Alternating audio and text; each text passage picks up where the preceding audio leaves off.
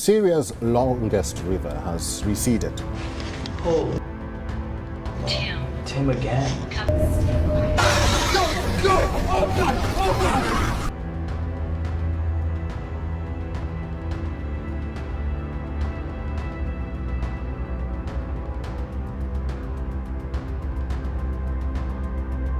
Something is moving in the darkness beneath the Euphrates, or at least, that's what an old video now spreading online seems to show.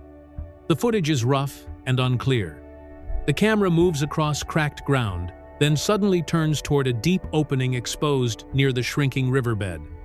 And inside that darkness, there's a strange shape.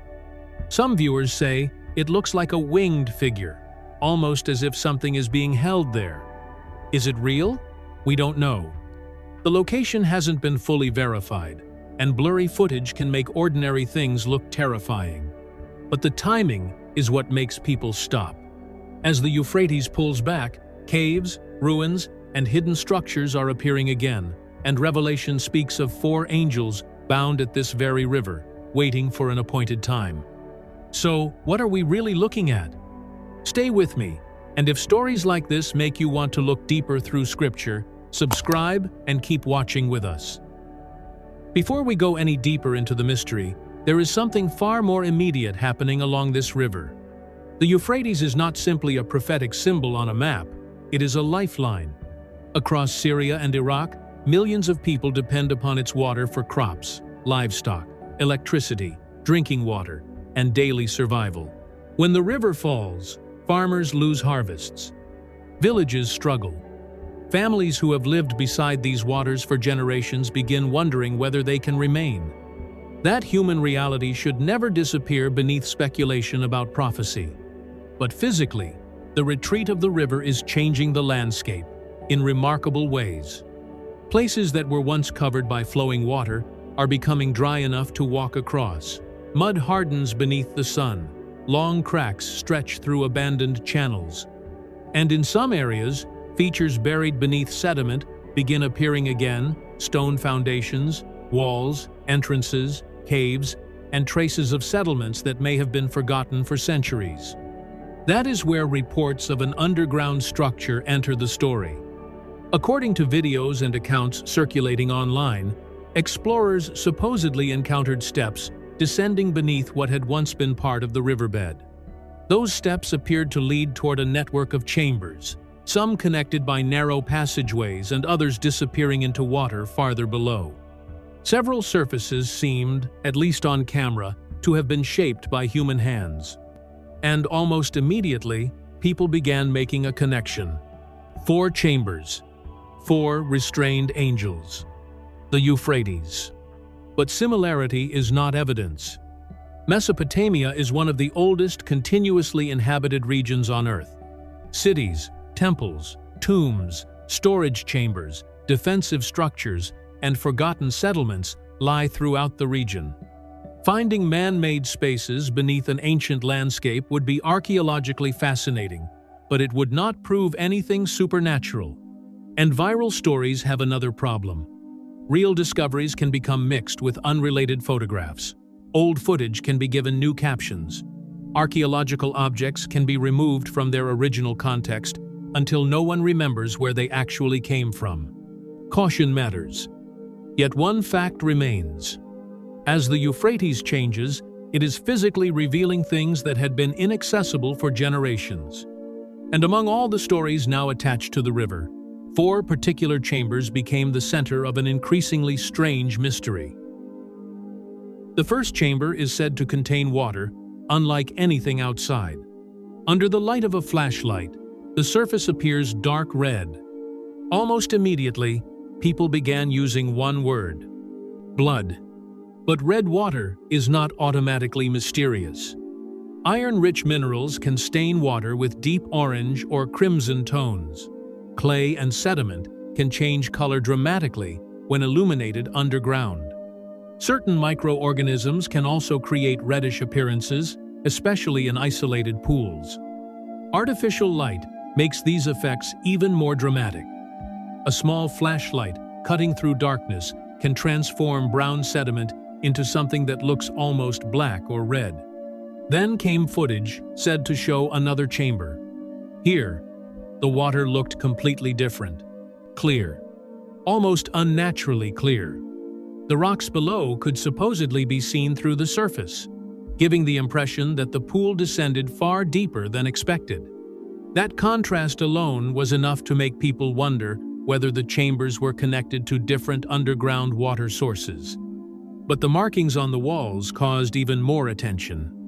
Dark shapes appeared across portions of the stone. Some looked geometric, others were interpreted as human figures. Viewers began identifying what they believed were stars, wings, circular objects, and celestial symbols. Imagine standing there for a moment. You are beneath the landscape of one of the world's oldest civilizations. Above you is a river mentioned throughout ancient history. Around you are symbols created by people whose names have been forgotten. Even without anything supernatural, there is something deeply unsettling about that. But we still have to ask the obvious questions. Who made the markings? How old are they? Were they religious? Royal? Decorative? Or are modern viewers simply seeing familiar shapes inside damaged patterns? Without archaeological dating, professional documentation, and reliable translation, we cannot know. Some people interpret the images through biblical prophecy. Others believe they may reflect ordinary religious traditions from ancient Mesopotamia, where celestial symbols, divine figures, animals, and hybrid beings frequently appeared in art. Either explanation requires evidence. And then another video began circulating. This one did not focus on symbols carved into stone. It appeared to show something moving near the entrance. The creature looked pale. Its head appeared wide. Its body seemed smooth and elongated, and what looked like feathery structures extended from the sides of its head. Online, the comparisons came immediately. An axolotl. Some viewers even described it as a giant axolotl, supposedly living beneath the Euphrates. There is one major problem with that claim. True axolotls are native to Mexico, historically associated with the lake system around what is now Mexico City. Discovering an unknown population beneath the Euphrates would be an extraordinary biological finding and would require extraordinary evidence. There are far more ordinary possibilities. The animal could have been another amphibian filmed from an unusual angle. Perspective may have made its size difficult to judge. The footage may have been recorded somewhere else entirely and later attached to the Euphrates story. It could even have been manipulated or staged. But the idea fascinated people because cave environments really can produce strange animals. Species that live generation after generation in darkness may lose pigmentation. Eyes can become smaller or less useful. Bodies can appear translucent. Sensory organs may develop in unusual ways as creatures adapt to environments where sunlight never reaches. Nature itself can look almost alien when life is forced to survive underground. And once the video began spreading, some viewers reached even farther, comparing the animal with biblical creatures such as Leviathan. But Scripture does not give us permission to label every unexplained animal Leviathan.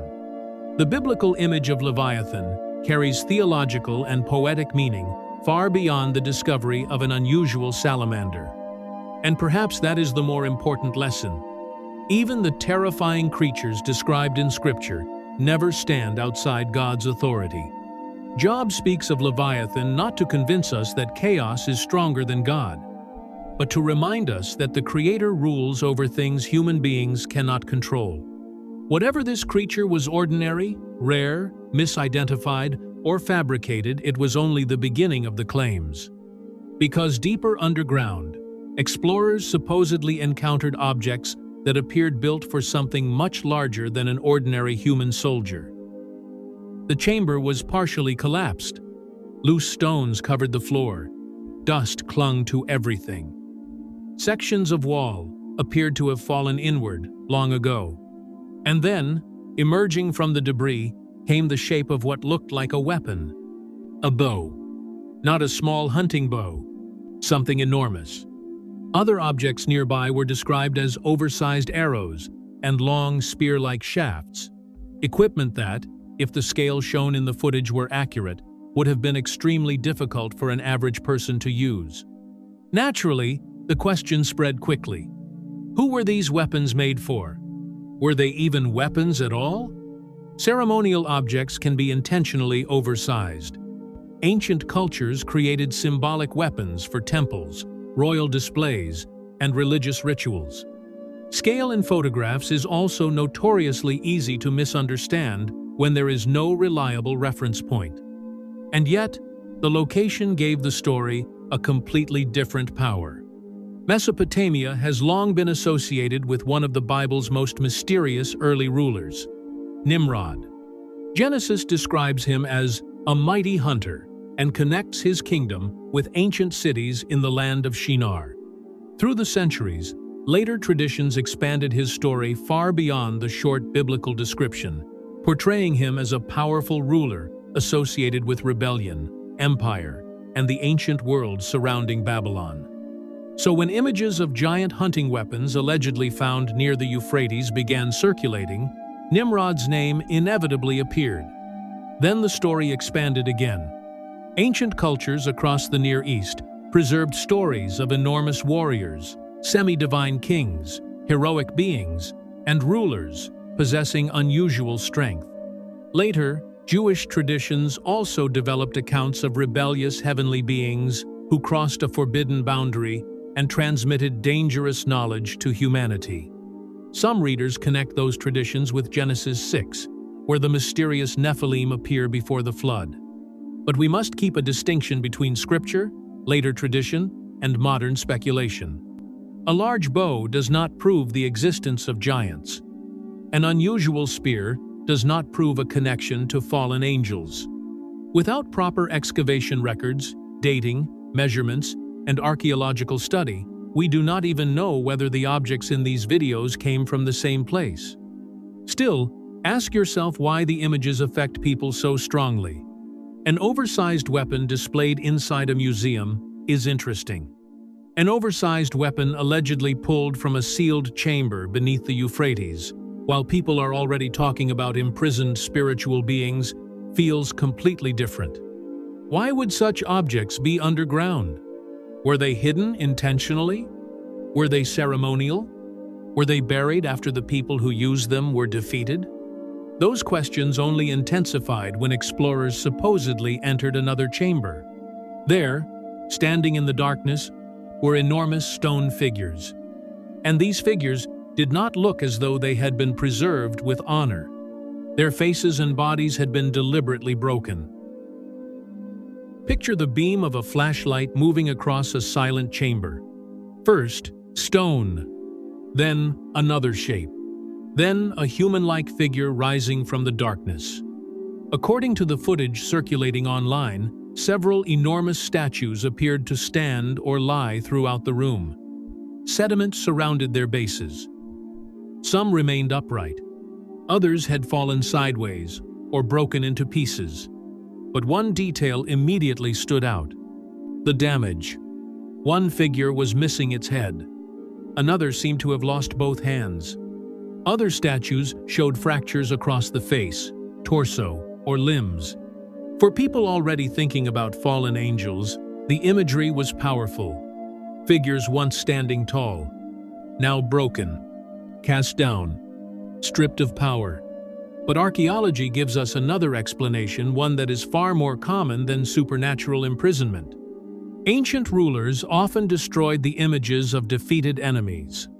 When one kingdom conquered another, statues could be smashed, faces mutilated, names erased, and hands or heads removed. In the ancient world, destroying an image could carry symbolic meaning. It was a way of saying that the person's authority had ended. Sometimes it was political, sometimes religious, sometimes both. So the broken figures could represent forgotten kings, defeated rulers, temple guardians, warriors, or ancient deities. Mesopotamian art is filled with imagery that can appear strange to modern eyes. Winged guardians stood near monumental gates, human and animal features could be combined into powerful protective beings. Lions, bulls, eagles, serpents, and human figures often appeared together in religious and royal symbolism. If we encounter such images without knowing their original culture, it is extremely easy to interpret them through whatever story we already believe. A Christian sees wings and thinks of angels. Someone familiar with Mesopotamian religion may think of protective spirits. An archaeologist may ask about style, material, and inscription before drawing any conclusion at all. That is why restraint matters. No verified inscription in these viral stories identifies the broken statues as fallen angels. And yet the mystery kept growing. Because near the figures, partly buried beneath compacted earth, workers reportedly uncovered something else: a huge stone chest. At first, people imagined treasure, perhaps weapons, perhaps royal objects, perhaps tablets sealed away for centuries. But according to the circulating footage, when the heavy lid was moved, there was no gold inside. Instead, there appeared to be something living. The lid shifts. Dust falls from the edges. Light enters a space that may not have seen daylight for generations.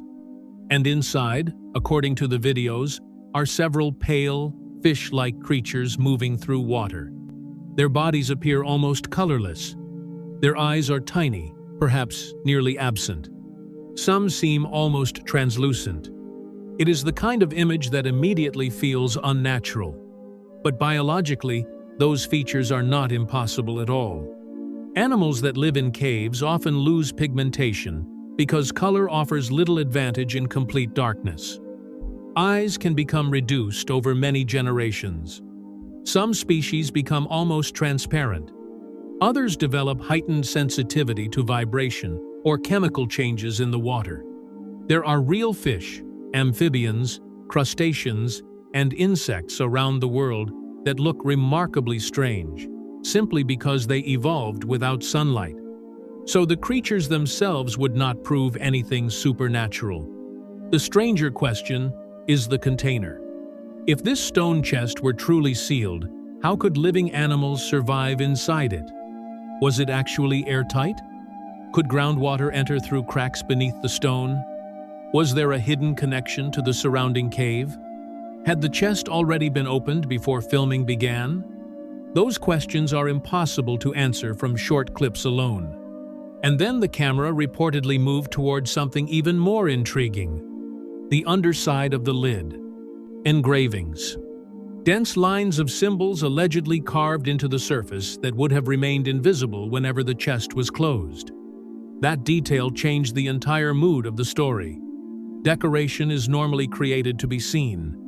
Why place writing beneath a lid? Was it a warning? A dedication? A ritual text? A seal? Online attempts at translation began almost immediately. Some people claimed the markings resembled Semitic scripts. Others suggested a mixture of Hebrew, Aramaic, and far older signs. Circulated interpretations began using phrases connected with confinement, darkness beneath the earth, an appointed period, and eventual release. But this is where caution becomes absolutely necessary. A true ancient inscription cannot be translated responsibly from a blurry image by matching individual symbols with characters found on the internet. Language changes. Letter shapes change. Context matters. The age of the stone matters. Its location matters.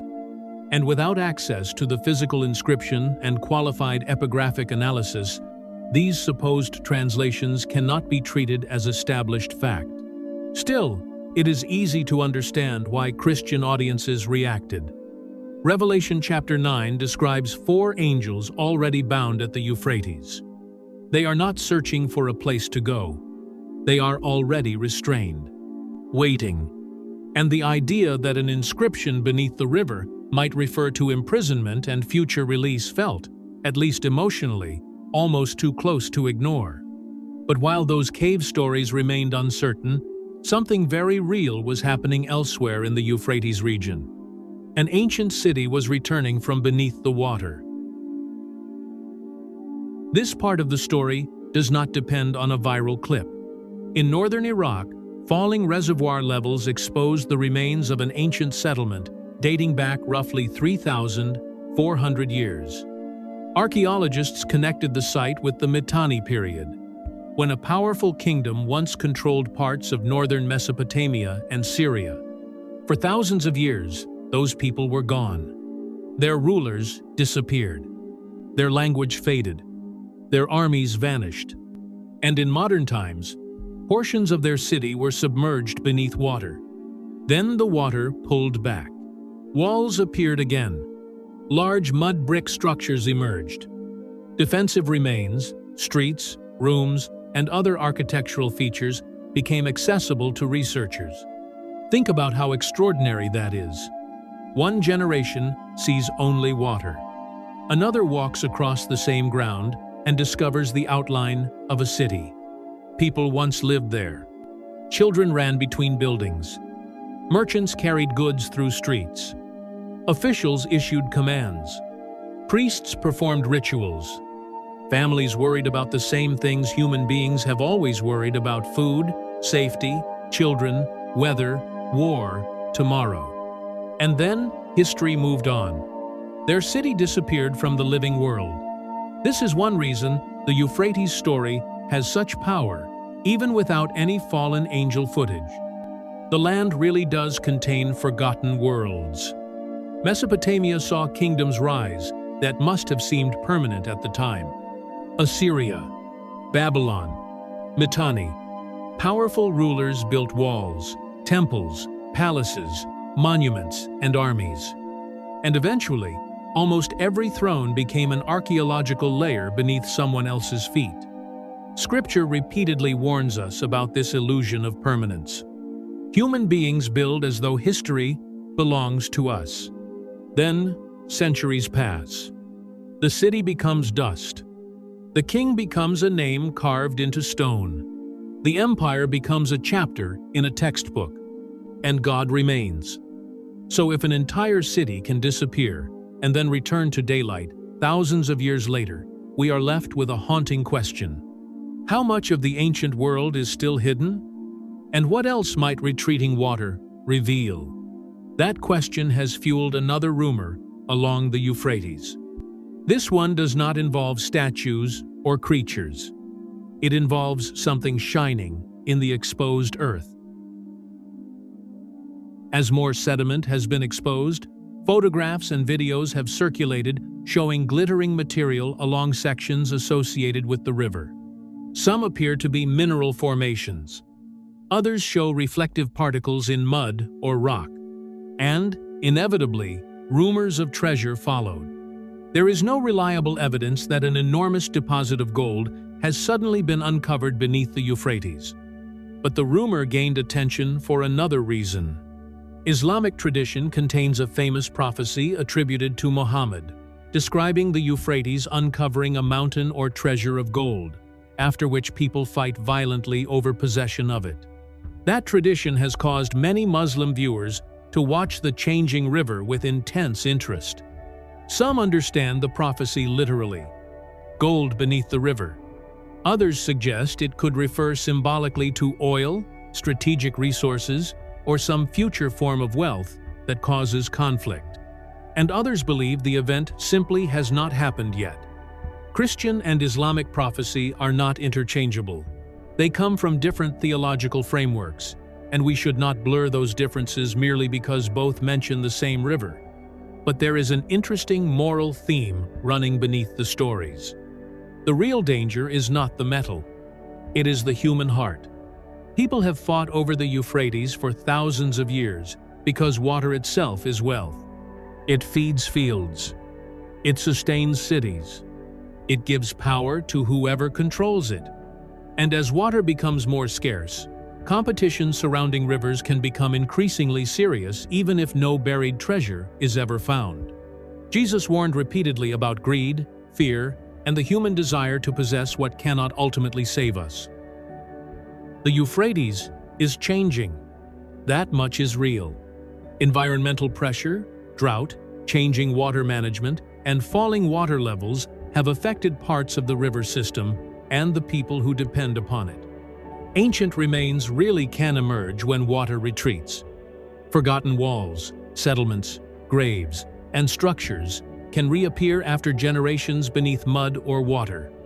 And at the same time, viral videos continue to tell a much stranger story.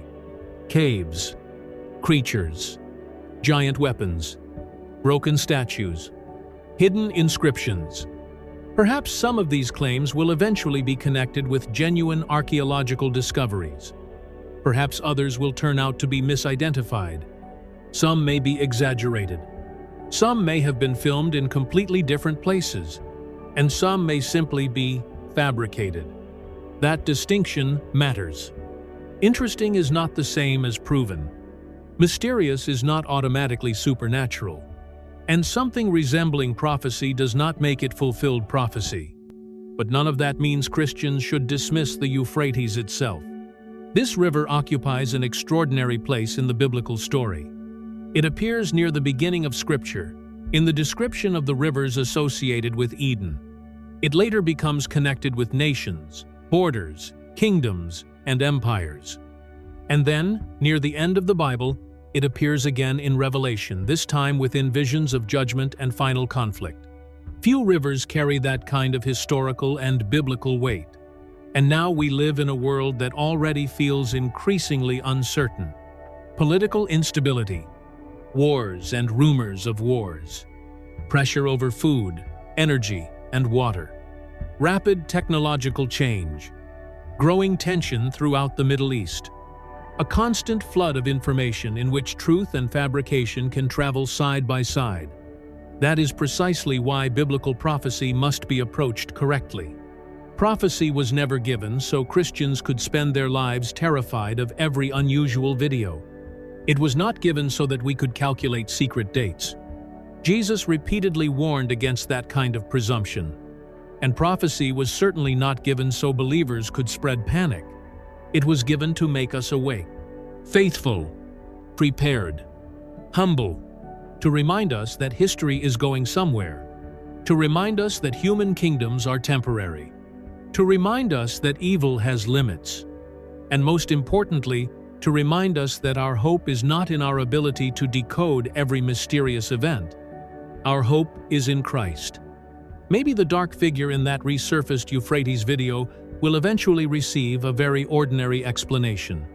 Maybe someone will discover exactly where it was filmed. Maybe the mysterious silhouette is only stone and shadow. Maybe the cave itself has nothing to do with the story being told about it online.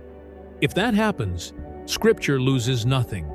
The truth of Revelation does not depend on one blurry video. Christian faith does not rise or fall with a viral post. But the Euphrates itself is still changing. Its retreating waters continue revealing pieces of a world humanity had forgotten. Beneath its banks lie thousands of years of history.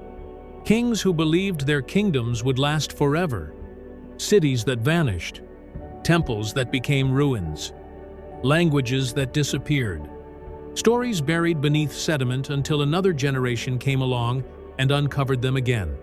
Some future discoveries will give archaeologists extraordinary new information. Others will inspire speculation. And perhaps there will always be a few mysteries for which we simply have to say, we do not know yet. That is not weakness. Sometimes wisdom begins there. Because the greatest question may not be whether someone has already found a fallen angel beneath the Euphrates. The greater question is whether we would recognize the spiritual warning of Scripture even if there were no viral video at all. Would we still watch? Would we still pray? Would we still examine our lives?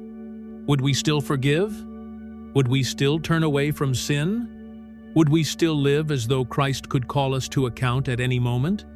The Bible does not call us to panic. It calls us to be ready. So tell me what you think. When you look at the resurfaced footage, do you see an unusual archaeological formation, a misunderstood object, something deliberately staged, or something that deserves much deeper investigation? Share your thoughts below. And if this message stirred something in your heart, subscribe and stay with us as we continue examining biblical prophecy, ancient archaeology, and the mysteries emerging from the lands of Scripture, not with fear, but with discernment, prayer, and hope in Jesus Christ. Because whatever may still be hidden beneath the Euphrates, one truth remains unchanged. God is not surprised by what is being uncovered. He is not afraid of what comes next, and neither should those who place their trust in Him.